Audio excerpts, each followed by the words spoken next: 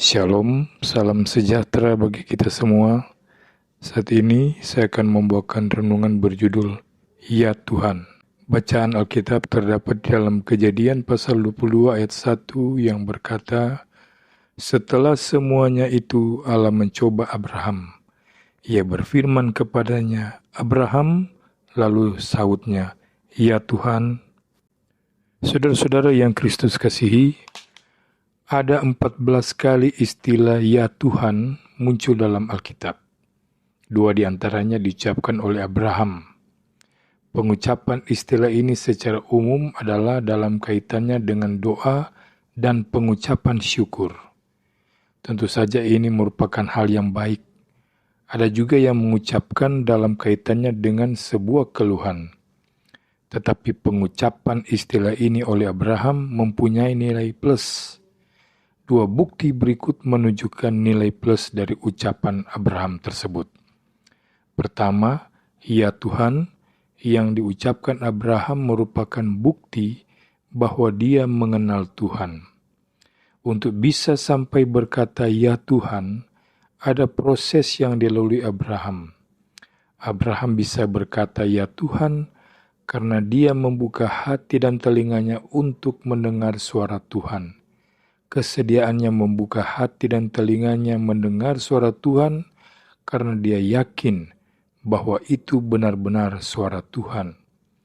Keyakinan itu sendiri muncul karena Abraham mengenal Tuhan.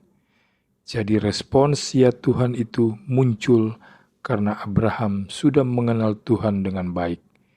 Dia mengenal Tuhan sebagai pribadi yang memanggilnya untuk pergi meninggalkan negeri, sanak saudara dan rumah bapaknya.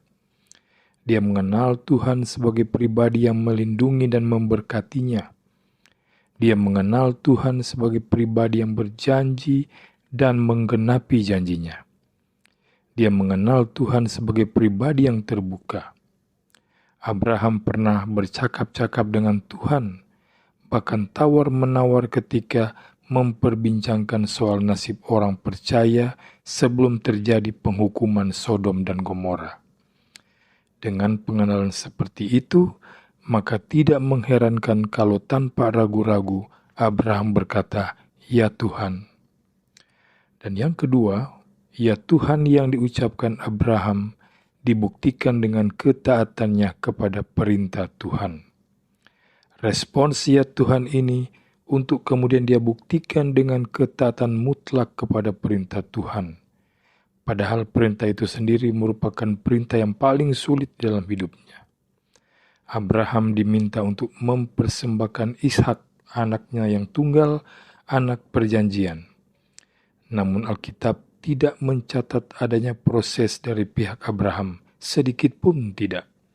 Inilah contoh orang yang satu kata dengan perbuatan.